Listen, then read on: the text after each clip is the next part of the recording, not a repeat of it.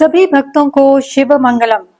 श्रावण के इस शिव पुराण कथासार के पारायण में आपका स्वागत है। हम रुद्र संहिता में पार्वती खंड का अध्ययन कर रहे हैं। इस खंड में कुल 14 अध्याय हैं, जिनमें से कल हमने पहले 4 अध्यायों का श्रवण किया था। आज हम आगे के 5 अध्यायों का श्रवण करेंगे, अर्थात अध्याय 5 से अध्याय 9 तक का श्रवण करेंगे। 5वां अध्याय है तारकासुर का आख्यान। 6ठा काम दहन। 7वां नारद जी द्वारा पार्वती को पंचाक्षर मंत्र का उपदेश। 8वां शंकर द्वारा विवाह की स्वीकृति और 9वां सप्त ऋषियों द्वारा पार्वती के तप की परीक्षा। तो चलिए पाठ आरंभ करते हैं। ओम श्री गणेशाय नमः। श्री शिव महापुराण। ओम नमः शंभवाय च मयो भवाय च नमः शंकराय च मयस्कराय च नमः शिवाय च शिवतराय च। रुद्र संहिता पार्वती खंड। तारकासुर का आख्यान। उसी समय महापराक्रमी तारकासुर से अत्यंत पीड़ित इंद्र आदि देवताओं तथा मुनियों ने उन रुद्र के साथ भगवती काली का काम भाव से योग कराने के लिए ब्रह्मा जी की आज्ञा से कामदेव को आदर पूर्वक वहां भेजा। कामदेव ने वहां जाकर अपने समस्त उपाय लगाए, परंतु शिव कुछ भी विक्षुब्ध नहीं हुए और उन्होंने उसे भस्म कर दिया। आगे के अध्यायों में नारद जी के पूछने पर ब्रह्मा जी तारकासुर की उत्पत्ति तथा शंकर जी द्वारा कामदेव को भस्म करने एवं अनुग्रह करने की कथा का विस्तार से वर्णन करते हैं, जिसका संक्षेप इस प्रकार है। कश्यप की सबसे बड़ी पत्नी दिति थी। उसके 2 पुत्र हिरण्याक्ष एवं हिरण्यकश्यपु हुए। भगवान विष्णु ने वराह एवं नरसिंह रूप धारण कर उन दोनों का वध किया। तत्पश्चात देवगण निर्भय एवं सुखी रहने लगे। इससे दिति दुखी हुई और वह कश्यप की शरण में गई तथा उनकी सेवा कर पुनः गर्भ धारण किया। देवराज इंद्र ने अवसर पाकर उसके गर्भ में प्रविष्ट होकर उसके गर्भ के टुकड़े टुकड़े कर दिए। उसके गर्भ से 49 पुत्र उत्पन्न हुए। वे सभी पुत्र मरुत नाम के देवता हुए और स्वर्ग को चले गए। दिति ने पुनः तपस्या कर गर्भ धारण किया और देवताओं के समान बलवान वज्रांग नाम के पुत्र को जन्म दिया। वह जन्म से महाप्रतापी और बलवान था। वरांगी इसकी पत्नी थी। इनसे एक महाप्रतापी असुर का जन्म हुआ, जिसका नाम तारकासुर रखा गया। तारकासुर ने अपनी माता से आज्ञा प्राप्त कर घोर तपस्या प्रारंभ कर दी। उसकी तपस्या से प्रसन्न होकर ब्रह्मा जी वर देने को प्रकट हुए। तारकासुर ने ब्रह्मा जी से वर मांगते हुए कहा, हे महाप्रभु, आपके बनाए हुए इस समस्त लोक में कोई भी पुरुष मेरे समान बलवान न हो और शिवजी के वीर्य से उत्पन्न हुआ पुत्र देवताओं का सेनापति बनकर जब मेरे ऊपर शस्त्र प्रहार करे तब मेरी मृत्यु हो।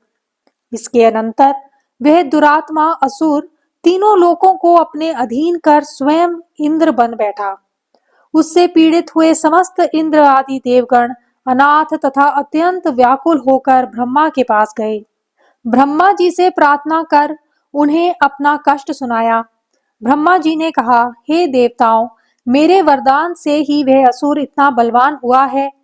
अब उसे मारने का एक ही उपाय है कि हिमवान की पुत्री पार्वती से भगवान शंकर का विवाह संपन्न हो जाए। भगवान शंकर तपस्या में लीन है। किसी प्रकार उनकी तपस्या भंग हो जाए एवं वे सकाम होकर शिवा की अभिलाषा करें, ऐसा उपाय करना चाहिए। काम दहन। तारकासुर से अत्यंत पीड़ित हुए इंद्र ने कामदेव का स्मरण किया तथा उससे मित्रवत निवेदन किया, हे काम, इस प्रकार का उपाय करना चाहिए जिससे कि चित्त को वश में रखने वाले शिव की अभिरुचि पार्वती में हो जाए। कामदेव ने इंद्र के वचन को स्वीकार करते हुए उन्हें पूरी तरह आश्वस्त किया। इसके अनंतर वह अपनी पत्नी रति तथा मित्र वसंत को साथ लेकर शिव जी के पास पहुंच गया। कामदेव ने भगवान शंकर पर अपने सभी अमोघ अस्त्रों का प्रयोग किया, परंतु भगवान शिव पर उसके अस्त्रों का कोई प्रभाव नहीं पड़ा और उनके ललाट के मध्य भाग में स्थित तीसरे नेत्र से क्रोधाग्नि प्रकट हुई, जिससे कामदेव जलकर भस्म हो गया। कामदेव के भस्म हो जाने पर रति अत्यंत दुखी होकर विलाप करने लगी। रति का दुख देखकर देवतागण भगवान शिव से अत्यंत कातर होकर उसका दुख दूर करने की प्रार्थना करने लगे। देवताओं की प्रार्थना से प्रसन्न होकर शिव जी ने वरदान देते हुए कहा, रति का शक्तिशाली पति तभी तक अनंग रहेगा जब तक श्री कृष्ण का धरती पर अवतार नहीं हो जाता। श्री कृष्ण के द्वारा रुक्मणी के गर्भ से प्रद्युम्न नाम का पुत्र होगा, वही काम के रूप में रति का पति बनेगा। इस प्रकार कहकर रुद्रदेव अंतर्धान हो गए और सभी देवता भी प्रसन्न हो गए। कामदेव को भस्म करके महादेव जी के अंतर्धान हो जाने पर उनके विरह से पार्वती अत्यंत व्याकुल हो गईं। उन्हें कहीं भी शांति नहीं मिल रही थी। पिता के घर जाकर जब वे अपनी माता से मिली, उस समय पार्वती ने अपना नया जन्म हुआ माना। नारद जी द्वारा पार्वती को पंचाक्षर मंत्र का उपदेश। एक दिन इंद्र की प्रेरणा से इच्छा अनुसार घूमते हुए नारद जी हिमालय पर्वत पर पहुंचे। हिमवान ने उनका सत्कार किया और अपनी कन्या के चरित्र का पूरा वर्णन सुनाया। नारद जी गिरिराज से भगवान शिव का भजन करो ऐसा कहकर वहां से विदा हुए। वहां से वे भगवती काली के पास आ गए और उन्हें संबोधित करके उनके लिए हितकारी वचन कहने लगे। हे शिवे, तुम्हारे स्वामी महेश्वर विरक्त और महायोगी हैं। उन्होंने कामदेव को जलाकर तुम्हें सुकुशल छोड़ दिया है, इसलिए तुम उत्तम तपस्या में निरत हो चिरकाल तक महेश्वर की आराधना करो। तपस्या के द्वारा संस्कार युक्त हो जाने पर रुद्रदेव तुम्हें अपनी भार्या अवश्य बनाएंगे और तुम भी कभी कल्याणकारी शंभु का परित्याग नहीं करोगी। शिवा ने नारद जी से कहा, हे मुने, रुद्रदेव की आराधना के लिए मुझे किसी मंत्र का उपदेश दीजिए। ब्रह्मा जी बोले, हे नारद, पार्वती का यह वचन सुनकर आपने पंचाक्षर मंत्र नमः शिवाय का उन्हें विधि पूर्वक उपदेश देते हुए कहा, यह मंत्र राज सब मंत्रों का राजा है। मनोवांछित फल प्रदान करने वाला, शंकर को बहुत ही प्रिय तथा साधक को भोग और मोक्ष देने वाला है।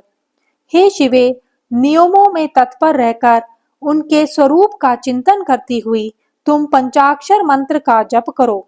इससे शिव जी शीघ्र ही संतुष्ट होंगे। अपने माता पिता से किसी प्रकार आज्ञा प्राप्त कर भगवती पार्वती तपस्या में संलग्न हो गईं और पंचाक्षर मंत्र के जप में रत होकर तप करती हुई वे भगवान शंकर का ध्यान करने लगीं। इस प्रकार तप और महेश्वर का चिंतन करती हुई उन काली ने 3000 वर्ष उस तपोवन में बिता दिए। उनकी कठोर तपस्या से यह संपूर्ण चराचर जगत संतप्त होने लगा। देवता गणों ने ब्रह्मा जी के पास पहुंचकर निवेदन किया, हे विभो, इस समय यह सारी सृष्टि क्यों जल रही है? इसका कारण ज्ञात नहीं हो पा रहा है। ब्रह्मा जी कहते हैं, तब मैं भगवान विष्णु से निवेदन करने के लिए उन सभी के साथ शीघ्र ही क्षीर सागर गया और उनसे सारी स्थिति का वर्णन किया। विष्णु जी बोले, मैंने सारा कारण जान लिया है। आप सब लोग पार्वती की तपस्या से संतप्त हो रहे हैं, अतः मैं आप लोगों के साथ अभी परमेश्वर के पास चल रहा हूँ। शंकर द्वारा विवाह की स्वीकृति। इसके अनंतर ब्रह्मा एवं विष्णु सहित सभी देवता पार्वती के तप की प्रशंसा करते हुए वहां गए, जहां वृषध्वज महादेव थे। उन सबों ने शिवजी को प्रणाम कर उनकी स्तुति की। तब वहां नंदिकेश्वर ने भगवान शिव से कहा, हे प्रभु, देवता और मुनि संकट में पड़कर आपकी शरण में आए हैं। नंदी के इस प्रकार सूचित करने पर भगवान शंभु ने अपने आप समाधि से विरत होकर विष्णु, ब्रह्मा एवं देवताओं से आने का कारण पूछा। भगवान विष्णु ने कहा, शंभो, तारकासुर ने देवताओं को महान कष्ट प्रदान किया है। यही बताने के लिए सब देवता यहाँ आए हैं। भगवान, आपके औरस पुत्र से तारक दैत्य मारा जा सकेगा और किसी प्रकार से नहीं। आप कृपा कर गिरिराज हिमवान की पुत्री गिरिजा का पाणी ग्रहण करें। श्री विष्णु का यह वचन सुनकर भगवान शंकर ने ब्रह्मा, विष्णु, देवताओं तथा मुनियों को निष्काम धर्म का उपदेश दिया। तदंतर भगवान शंभु पुनः ध्यान में निमग्न हो गए। परमेश्वर शिव को ध्यान मग्न देखकर उन्होंने नंदी की सहमति ली। नंदी ने पुनः दीन भाव से स्तुति करने के लिए कहा। वे सभी देवगण दीन भाव से पुनः स्तुति करने लगे। भगवान विष्णु ने पुनः निवेदन किया, सुखदायक भगवान शंकर, हम सब देवताओं को तारकासुर से अनेक प्रकार का कष्ट प्राप्त हो रहा है। आपके लिए ही देवताओं ने गिरिराज हिमालय से शिवा की उत्पत्ति कराई है। शिवा के गर्भ से आपके द्वारा जो पुत्र उत्पन्न होगा, उसी से तारकासुर की मृत्यु होगी, दूसरे किसी उपाय से नहीं। नारद जी की आज्ञा से पार्वती कठोर तपस्या कर रही है। उनके तेज से समस्त त्रिलोकी आच्छादित हो गई है। इसलिए परमेश्वर शिवा को स्वीकार कर सबका दुख मिटाइए। शंकर, मेरे तथा देवताओं के हृदय में आपके विवाह का उत्सव देखने के लिए बड़ा भारी उत्साह है। अतः आप यथोचित रीति से विवाह कीजिए। ब्रह्मा जी कहते हैं, नारद, ऐसा कहकर उन्हें प्रणाम करके विष्णु आदि देवता और महर्षियों ने पुनः उनकी स्तुति की। भक्तों के अधीन रहने वाले भगवान शंकर ने विवाह का तर्क और युक्ति पूर्वक निषेध वचन कहा, परंतु साथ ही ये भी कहा कि जब जब भक्तों पर कहीं कोई विपत्ति आती है, तब मैं तत्काल उनके सारे कष्ट हर लेता हूँ। तारकासुर से तुम सब लोगों को जो दुख प्राप्त हुआ है, उसे मैं जानता हूँ, उसका मैं निवारण करूंगा। यद्यपि मेरे मन में विवाह करने की कोई रुचि नहीं है, तथापि मैं पुत्र उत्पादन के लिए गिरिजा के साथ विवाह करूंगा। तुम सब देवता अब निर्भय होकर अपने अपने घर जाओ, मैं तुम्हारा कार्य सिद्ध करूंगा। सप्त ऋषियों द्वारा पार्वती के तप की परीक्षा। देवताओं के चले जाने पर पार्वती के तप की परीक्षा के लिए भगवान शंकर समाधिस्थ हो गए। उन दिनों पार्वती देवी बड़ी भारी तपस्या कर रही थी। उस तपस्या से रुद्रदेव भी बड़े विस्मय में पड़ गए। भक्त अधीन होने के कारण वे समाधि से विचलित हो गए। सृष्टिकर्ता हर ने वशिष्ठ आदि सप्तऋषियों का स्मरण किया। उनके स्मरण करते ही वे सातों ऋषि वहां शीघ्र ही आ पहुंचे। भगवान शिव ने प्रसन्नता पूर्वक कहा, गिरिराज कुमारी देवेश्वरी पार्वती इस समय गौरी शिखर नामक पर्वत पर तपस्या कर रही हैं। मुझे पति रूप में प्राप्त करना ही उनकी तपस्या का उद्देश्य है।